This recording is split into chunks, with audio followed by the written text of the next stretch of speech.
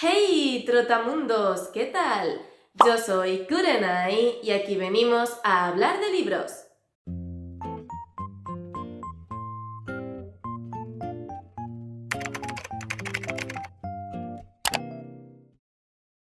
Hoy os traigo un vídeo un poco diferente porque en él voy a mezclar mis dos personalidades. Por un lado, la que ya conocéis, que es mi personalidad como lectora, y por otro lado, una quizá más desconocida, aunque sí os he hablado de ella en algún vídeo, que es mi personalidad como otaku. Para aquellos que no estéis familiarizados con el término, otaku es cómo se designa a aquellas personas que disfrutan de manera asidua del manga anime. Y también un poco de la cultura japonesa en general, el cual es mi caso. Descubrí mi pasión por el anime en la adolescencia y desde entonces ha sido una parte integral de mi vida. Sí que es cierto que durante muchos años estuve metidísima dentro del mundo del manga anime y luego me fui alejando un poco, más que nada porque no encontraba ningún manga ni ningún anime que me llenaran especialmente, pero desde hace unos años sí que he vuelto a retomar el hábito de ver anime, así que me apetecía hacer un vídeo donde pudiera mezclar mis dos pasiones. Y es que hay muchísimos mangas y muchísimas novelas que comparten argumentos, que tienen una trama, una temática y unos personajes que se parecen mucho entre ellos, y leer manga me parece una manera estupenda de leer en otros formatos y también de ver esos tropos o esos clichés que ya tenemos tan trillados en la literatura en un formato completamente diferente y con una visión también completamente diferente. Es por eso que he decidido hacer este vídeo donde os voy a recomendar varias novelas que podrían tener un equivalente en su versión manga, es decir, mangas que tienen un argumento muy parecido al de la novela que os estoy recomendando. Antes de empezar como tal quiero hacer dos aclaraciones. La primera de ellas es que, como he dicho, yo soy más de ver anime que de leer manga, por lo tanto, de los mangas que os voy a recomendar, no todos los he leído, pero sí, evidentemente, me he visto su correspondiente anime. Es cierto que por regla general los animes son bastante fiel al manga, así que no hay ninguna diferencia en cuanto a argumento, que es en lo que me voy a centrar, pero por si acaso me gustaría aclarar este punto. Y el segundo punto, que ya os he adelantado, es que las recomendaciones están basadas solo y exclusivamente en el argumento. Esto quiere decir que tanto la forma de abordar la trama como la evolución de la misma, como los personajes, como la temática, pueden ser completamente diferentes. Y aclarado todo esto, ahora sí vamos a empezar con las recomendaciones.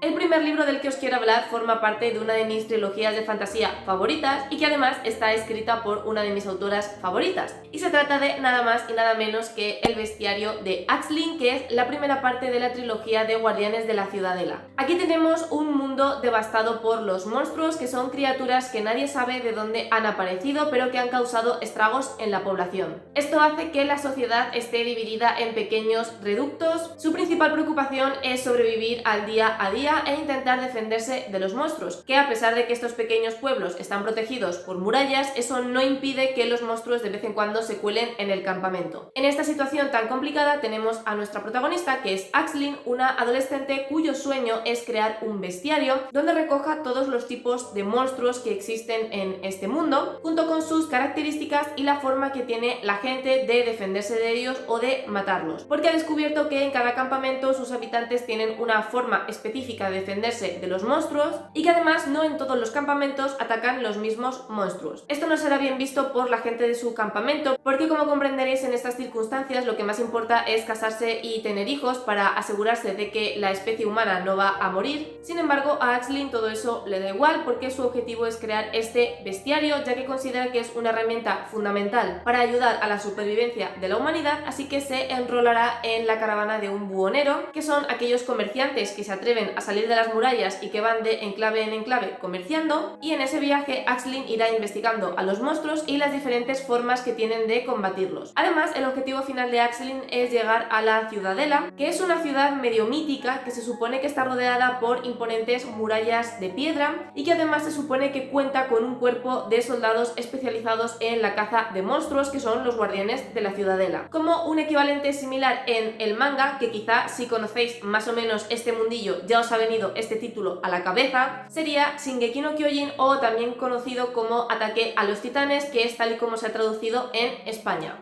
En ataque a los titanes, en vez de tener monstruos, tenemos a unos titanes que son figuras humanoides, enormes, sin ningún tipo de inteligencia, pero muy violentas y que se alimentan con humanos. De nuevo aquí la población está prácticamente extinta y malviven en una ciudad que está protegida por 3 círculos de murallas. La trama gira en torno a Eren, que es un adolescente que ha visto cómo en el último ataque de los titanes que han conseguido rebasar las murallas, uno de ellos se ha comido a su madre. Esto hace que en Eren surja un profundo sentimiento de venganza y que junto a su mejor amiga, Mikasa, ambos decidan enrolarse a la unidad de élite que está entrenada y con equipación precisamente para combatir a estos titanes. Cuando Eren se una a este grupo de soldados, descubrirá que hay muchísimos secretos alrededor de los titanes que la población común y corriente no sabe, que el gobierno oculta más de lo que parece y el tema de los titanes no es tan sencillo como pueda parecer a priori, y además, para añadirle más leña al fuego, resulta que Eren es capaz de convertirse él mismo en titán, y además en un titán inteligente, con lo cual será un activo muy importante de cara a poder combatir con esos otros titanes. La siguiente lectura que os quiero recomendar y que tiene una equivalencia en manga es Alicia en el País de las Maravillas de Lewis Carroll. Esta obra yo creo que no necesita ningún tipo de presentación porque hayas leído o no Alicia en el País de las Maravillas, sabes de qué va esta obra, pero si andas un poco despistado, aquí tenemos como protagonista a Alicia, que en una calurosa tarde de verano le parece ver a un conejo blanco con un chaleco y un reloj que no para de decir que llega tarde y que tiene prisa, así que Alicia, muerta de la curiosidad y sin entender por qué se acaba de encontrar con un conejo que habla, decide perseguirle. Hasta que el conejo se mete por la madriguera y ella termina cayéndose detrás de él, y la madriguera desemboca en un país salido directamente de la fantasía, que es el País de las Maravillas, donde Alicia descubrirá un sitio increíble con animales que hablan, criaturas mágicas que parecen directamente salidas de un cuento de hadas, y allí Alicia, aparte de hacer un montón de amigos bastante curiosos, también tendrá que lidiar con la Reina de Corazones, que es una monarca bastante dictatorial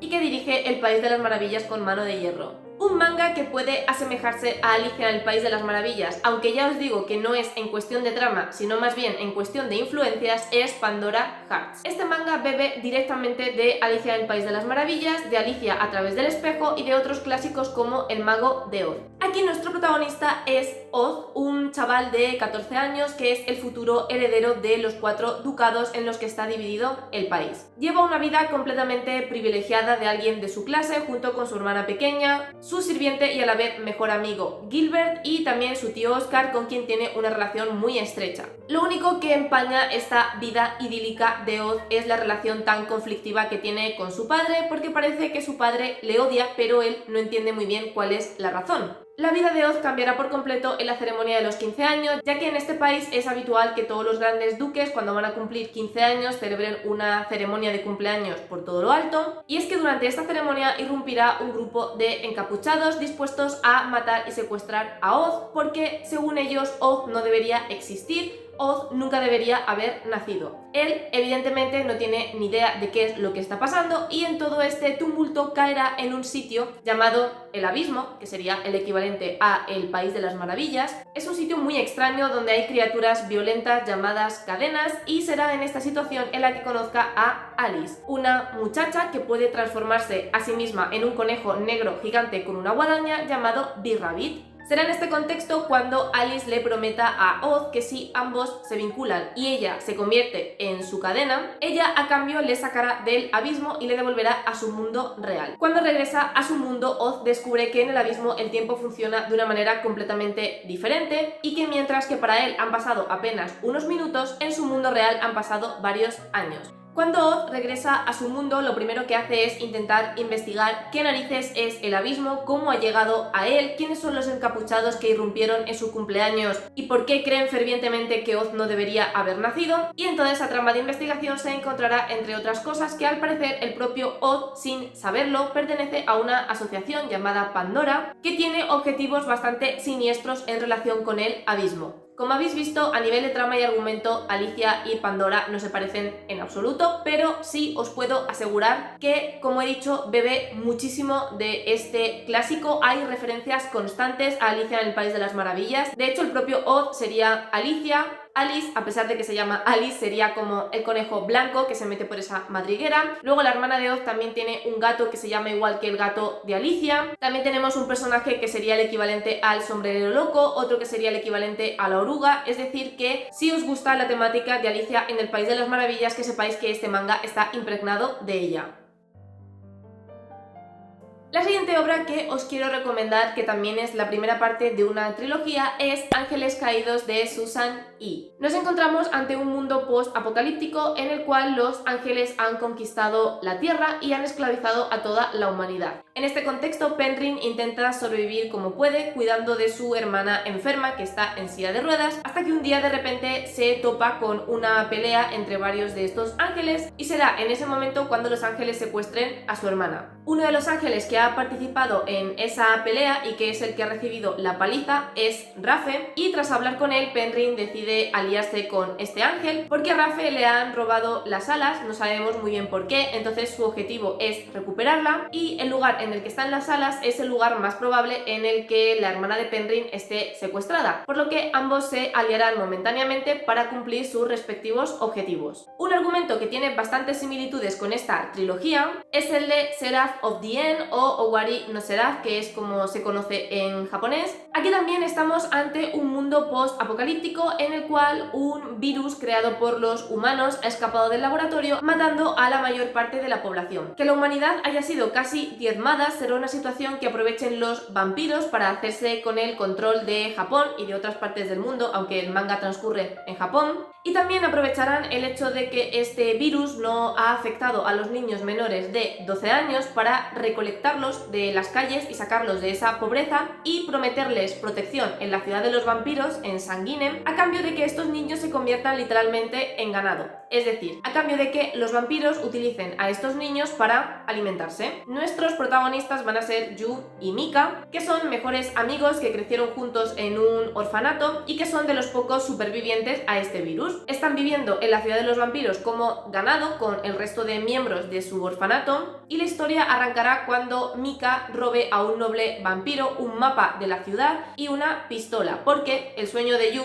es poder vengarse algún día de todos los vampiros y poder exterminarlos. Cuando Mika roba este mapa, ambos planearán cómo huir de la ciudad, pero en esa huida uno de los nobles, de hecho el noble al que Mika le ha robado el mapa, los interceptará y los matará a todos delante de Yu, que será el único que sobreviva y que consiga huir de la ciudad. Cuando consiga huir de la ciudad de los vampiros, se topará con Guren, que es el teniente general de un ejército que ha sido creado solo y exclusivamente para combatir a los vampiros y así poder reconstruir de nuevo la humanidad. Yu, sin pensárselo dos veces, le pedirá a Guren que por favor le acepte dentro de su ejército y le entrene para poder vengarse de los vampiros que mataron a su familia. Y pasados 4 años ya vemos a Yu adolescente, cómo se ha entrenado y cómo ya forma parte de este equipo para exterminar vampiros, y será entonces cuando Yu descubra que Mika no solo no está muerto, a pesar de que era lo que él pensaba porque estaba prácticamente moribundo, sino que los vampiros le rescataron a cambio de convertir al propio Mika en un vampiro. Como veis, ambas historias transcurren en un mundo post-apocalíptico, solo que en una tenemos ángeles, en otra tenemos vampiros. Por parte de Yu, en este caso, también tenemos a un familiar que ha sido secuestrado por el enemigo y al que tenemos que ir a salvar. También en ambos libros hay muchísimos secretos que tenemos que ir descubriendo conforme avanza la historia, porque la historia no es tal y como te la están contando. Cada bando tiene su versión y te cuentan una parte, pero en ningún caso tenemos el prisma completo de qué es lo que está sucediendo de verdad. Hay muchísimos más puntos que tienen en común Owari con Ángeles Caídos, lo que pasa es que no os los puedo decir porque entonces ya sí que sería spoiler, pero ambos tienen una historia muy similar. Los objetivos de los protagonistas y sus propósitos también se parecen muchísimo. Toda esa información oculta que intuimos que existe pero no sabemos qué es exactamente también es muy similar en ambos casos, así que si os gustó la trilogía de Susan Ii, os animo a darle una oportunidad a este manga. Seguimos con Alguien está mintiendo de Karen McManus, un libro del que ya he hablado mucho en el canal, así que siento repetirme, voy a intentar ser lo más breve posible con su resumen. En Alguien está mintiendo tenemos a un grupo de 5 adolescentes que son castigados en el instituto y mientras están en el aula de castigos, uno de ellos fallece de repente. Automáticamente la policía acusa a los otros 4 de haberle asesinado, cosa que ellos niegan rotundamente, y además comienzan a aparecer ciertos rumores acerca de los sospechosos. Y es que resulta que el chico que ha fallecido se llama Simon y era conocido en el instituto por tener una aplicación o una página web en la que se dedicaba a sacar absolutamente todos los trapos sucios de los alumnos del instituto. Y obviamente Simon tenía información crucial acerca de los 4 protagonistas, lo cual hace que sea todavía más sospechoso. Como he comentado, ellos niegan haber sido los partícipes de este asesinato, pero como la policía no les cree y no para de encontrar pruebas que los incriminan, deciden juntarse entre ellos y hacer una investigación por su cuenta, no solamente para encontrar pruebas que les exculpen, sino también para averiguar quién querría haber muerto a Simon. Un manga que se parece mucho es Bokudake ga Inai Machi, que en castellano lo tradujeron, si no recuerdo mal, como Desaparecido. Satoru es un hombre de 29 años que se está esforzando para intentar trabajar como mangaka, pero de momento su carrera no ha despegado, no está teniendo ningún éxito, así que compagina su trabajo como mangaka trabajando como repartidor de pizzas. Un día, cuando llega a su casa, descubre que alguien ha asesinado a su madre y los policías le detienen de inmediato, porque absolutamente todas las pruebas en la escena del crimen le acusan a él a pesar de que él no estaba en casa. Lo que no saben es que Satoru tiene un pequeño don que le permite regresar atrás en el tiempo. Por eso, en un momento de desesperación, intenta regresar atrás en el tiempo para intentar impedir el asesinato de su madre y entender quién querría matarla, pero por error salta en el tiempo a la época en la que iba al colegio. En ese momento recuerda que en esa época ocurrió el asesinato de una compañera de clase, un asesinato que nunca llegó a resolverse y que, al parecer, cuanto más investiga al respecto, más se da cuenta de que ese asesinato está relacionado indirectamente con la muerte de su madre. Así pues, irá alternando el presente y el pasado, el presente para averiguar quién ha matado a su madre y el pasado para intentar proteger a Sayo, que es su compañera de clase, y la chica que él sabe que va a morir. En el caso del pasado, Satoru sabe perfectamente en qué momento ella va a ser asesinada, así que hará lo posible no solamente por conocer mejor a Sayo, su familia y todo su entorno para intentar entender cómo es esa chica y por qué puede acabar en esa situación, al tiempo que investiga acerca de quién puede querer hacerle daño y por supuesto también investiga las supuestas conexiones que hay entre ambos asesinatos. Como vemos, aquí el punto que tienen en común es que acusan a personas inocentes de haber cometido un asesinato y harán lo posible con los medios que tienen para demostrar que son inocentes y para averiguar la verdad.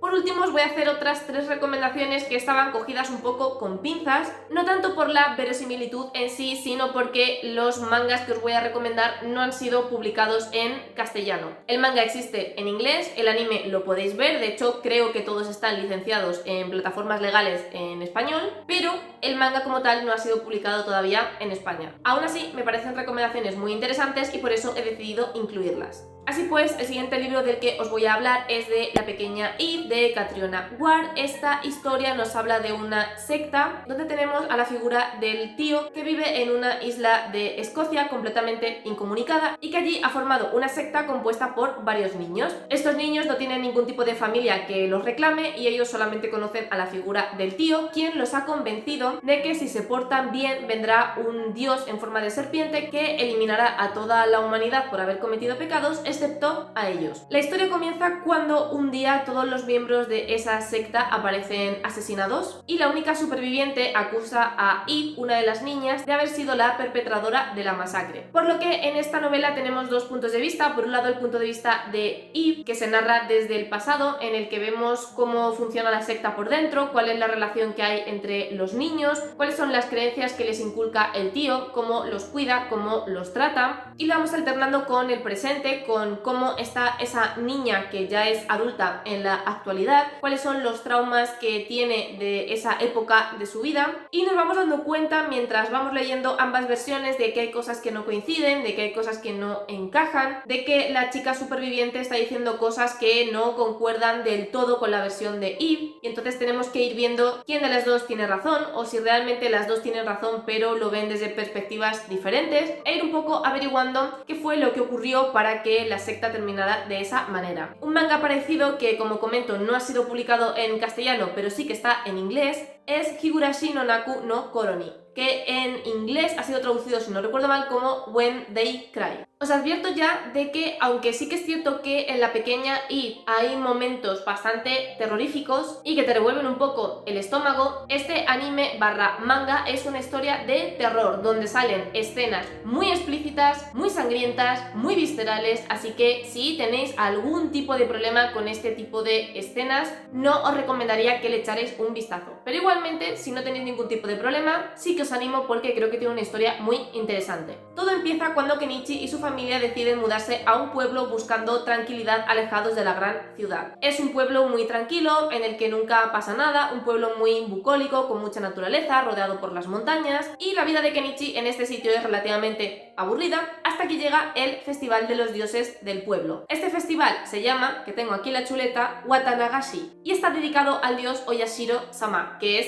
el dios al que veneran los habitantes de este pueblo. Se rumorea que durante el transcurso de este festival siempre desaparece una persona porque hay una maldición del dios que pesa sobre esta aldea y que esa persona desaparecida sería como una especie de sacrificio a este dios. Durante este festival, Kenichi comenzará a darse cuenta de que suceden cosas extrañas, tiene la sensación de que hay alguien que no para de vigilarle, de que su realidad se ha distorsionado muchísimo después del festival, de que hay cosas que definitivamente no concuerdan y no encajan, y que además las amables compañeras que ha hecho en el instituto parece que ocultan bastantes cosas y parece que no son tan simpáticas o que no son todo lo que parece. Y es que sin darse cuenta, Kenichi se ha metido en una secta que adora a este dios y que le llevará a hacer descubrimientos terroríficos y totalmente perturbadores. Como veis, en ambos libros el punto central es una secta y las cosas tan truculentas que ocurren dentro de esta, aunque sí que es cierto que La Pequeña Eve no se aleja en ningún momento de ese realismo, mientras que Higurashi es una historia de fantasía en la que tenemos a dioses involucrados y toda suerte de componentes fantásticos. Y además insisto en que Higurashi podría calificarse como gore, así que si sois sensibles a ese tipo de cosas no es una serie que yo recomendaría. Yo es cierto que me metí a verla sin saber que era gore y la disfruté muchísimo, me encantó la historia, pero también he de confesar que muchas veces me tuve que tapar los ojos porque telita algunas escenas. La siguiente recomendación que os quiero hacer es La chica que se entregó al mar, de Axie O, donde tenemos una isla que está siendo constantemente azotada por tormentas, por torbellinos, porque parece ser que el dios del mar está muy enfadado y la forma de mostrar ese enfado es castigar a los habitantes de la isla, que son los que creen en ese dios. Para intentar mitigar el enfado del dios, todos los años los isleños sacrifican a una muchacha para que se convierta en la esposa del dios y la sacrifican tirándola al mar. Ese año la chica a la que le ha tocado ser sacrificada es la novia del hermano de la protagonista y ella decide sacrificarse en su lugar para que su hermano no tenga que sufrir. Cuando llega al reino del mar, que sería el reino de los espíritus, descubre que no es que el dios del mar esté enfadado, sino que el dios del mar está completamente dormido, que nadie ha sido capaz de despertarlo en años, que nadie sabe qué pasa con él, ni por qué está sumido en ese sueño, ni por qué es incapaz de despertar. Por lo tanto, la tarea de nuestra protagonista, la tarea que ella misma se impone, porque al fin y al cabo se sacrificó para salvar a su gente, es descubrir cuál es la maldición que pesa sobre el dios, intentar despertarle y evidentemente pedirle que por favor se relaje con tanta tormenta y que permita a su gente vivir en paz. Como ya os comenté cuando hablé en su momento de este libro, el argumento y sobre todo la ambientación me recuerdan muchísimo al viaje de Chihiro. El viaje de Chihiro tiene manga, ¿vale? Por eso lo he metido en este vídeo, aunque todos conoceréis esta historia a raíz de la película de Estudio Ghibli, pero posteriormente se hizo un manga que solamente de nuevo está en inglés. Pero a ver manga, haylo. En el viaje de Chihiro tenemos a Chihiro, que se muda con su familia a otro pueblo y durante el viaje irán a parar a una especie de parque de atracciones abandonado. Aunque parece que está abandonado, ella se da cuenta de que en realidad no lo está, porque cuando cae la noche comienzan a salir los espíritus, que son los que viven en ese parque de atracciones. Estos espíritus han castigado a sus padres porque se han puesto a comer sin control en el parque y los han convertido en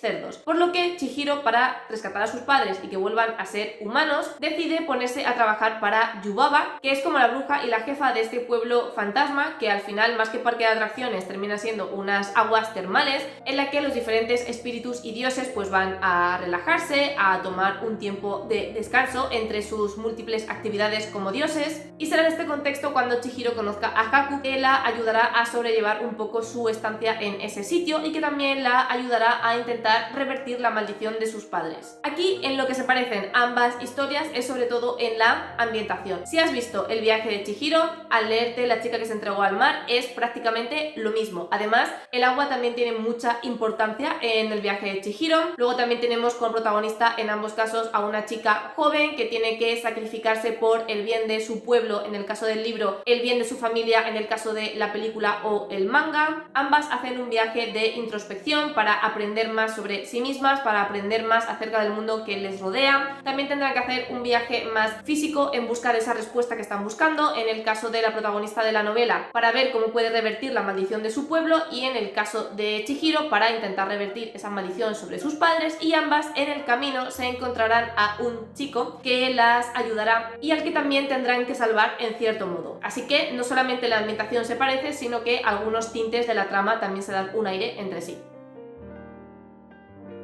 Y ya el último libro que os quiero recomendar, que podría tener un equivalente en su versión manga / anime, es un libro que es trampa, ¿vale? Es trampa no por parte del libro en sí, sino por parte de la comparación, y cuando llegue ese momento os explicaré por qué. Y bueno, el último libro del que os voy a hablar es Hojas de Dedalera de Victoria Álvarez. Esta historia, ambientada en la época victoriana, nos cuenta la vida de Annabel, que es una medium de verdad, una chica que, debido a su conexión con la muerte por su frágil salud y por haber vivido toda su infancia en un cementerio, pues tiene la capacidad de contactar con los fantasmas. Tras huir de su casa junto con su tía por tener una relación muy complicada con su tío, se convierte en una de las mejores medium de Inglaterra, y de hecho incluso la propia reina la tiene como su medium, y gracias a esta fama aparecerá a su lado un fantasma llamado Víctor, que le pide que por favor averigüe qué ha pasado con su muerte, porque él no recuerda absolutamente nada más allá de que alguien le asesinó, pero no sabe quién le asesinó ni por qué, así que a cambio de convertirse en el espíritu protector de Annabel, que un espíritu protector es aquel que te protege cuando intentas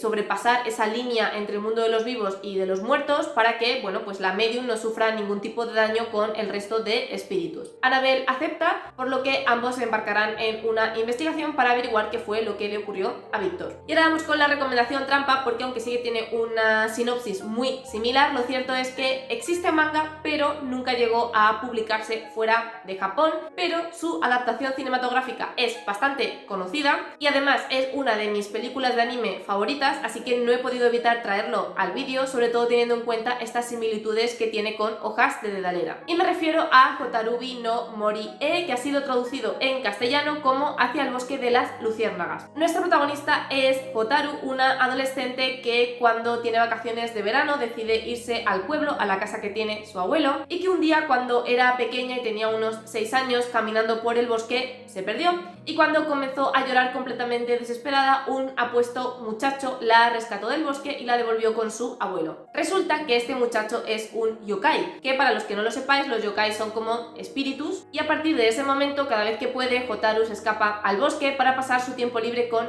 Gin, que es como se llama este espíritu. Así que vamos viendo su amistad desde esos 6 años que tenía Hotaru cuando conoce a Gin hasta los 16, que es el momento actual en el que transcurre la película o el manga, y vamos viendo cómo poco a poco los sentimientos de Hotaru por Gin van cambiando de una simple amistad a algo más, y toda la problemática que esto supone, porque Gin en realidad es un yokai, es decir, un espíritu, es decir, alguien que está muerto y con el que evidentemente Hotaru no puede tener ningún tipo de relación. No solo esto, sino que además los espíritus del bosque no pueden ser tocados por humanos, porque en el momento en el que un humano le roza mínimamente, el espíritu del bosque desaparece para siempre. Así que imaginaos la relación tan tortuosa tortuosa que tienen ambos. Además, aunque Hotaru es evidente que está empezando a sentir algo por Gin, Gin parece rechazarla, parece ser cada vez más consciente de que Hotaru está creciendo y que poco a poco va a sobrepasar la edad que tiene el propio Gin cuando se convirtió en espíritu, y él como que sí que es mucho más consciente de las consecuencias que puede traer que haya una relación entre ambos, así que vamos viendo una historia de amistad, una historia de amor bastante tortuosa, en la que, al igual que en Hojas de Dedalera, tenemos a una joven humana y mortal que se enamora de un espíritu en ambos casos. La trama del libro y de la película son diferentes, pero lo he querido traer aquí porque la relación que se establece entre espíritu y protagonista es muy similar en ambos casos, y si os gustan las historias de amor trágicas, en las que sabéis perfectamente que es una historia de amor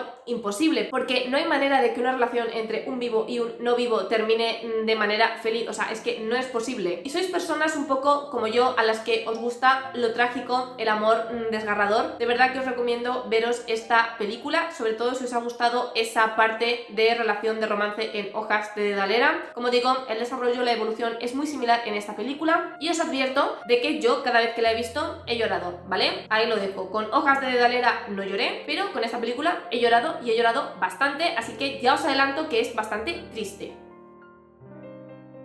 Y hasta aquí las recomendaciones de novelas que tienen una trama o un argumento muy similar a ciertos mangas. Espero que os haya gustado este formato de vídeo, espero que las recomendaciones os hayan parecido interesantes, que si sois personas que leéis manga os anime a leer estos que os he recomendado, o al revés, si sois personas que nunca habéis leído manga pero queréis leeros historias que se asemejen a libros que os han gustado mucho, espero que estas recomendaciones os hayan podido servir. Recordad que podéis seguirme en mis redes sociales, Twitter, Instagram, en el blog, donde voy enseñando de una manera mucho más detallada todo lo que leo. Y si te ha gustado este vídeo, que no te gusta el contenido de mi canal, no os olvidéis de suscribiros. Os recuerdo que hay vídeo todos los sábados a las 6 de la tarde, hora española. Muchísimas gracias por estar un día más conmigo y nos vemos en el próximo vídeo.